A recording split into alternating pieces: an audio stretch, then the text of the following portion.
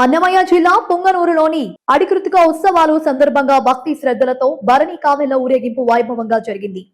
హరహర నామస్మరణల మధ్య భక్తులు తిరుత్తని సుబ్రహ్మణ్య స్వామి దర్శనానికి బయలుదేరారు. ఆడి కృత్తిక సందర్భంగా పొంగనూరు పట్టణంలో భక్తులు భరణి కావెలతో ప్రత్యేక ఊరేగింపు నిర్వహించారు.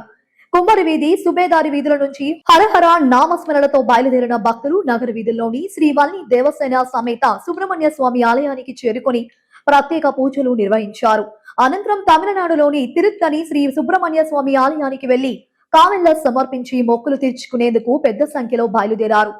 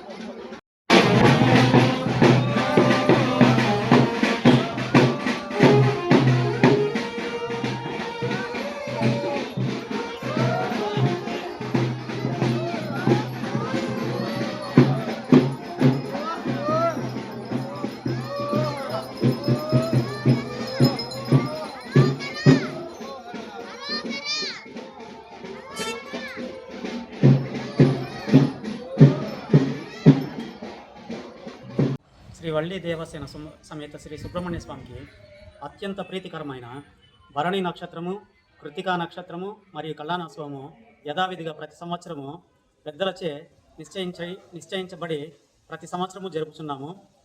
అదేవిధంగా ఈ సంవత్సరం కూడా ఇవాళ భరణి నక్షత్రము పురస్కరించుకొని అధిక సంఖ్యలో భక్తాదులు కావిళ్ళు శ్రీ స్వామివారికి సమర్పించడం జరిగినది.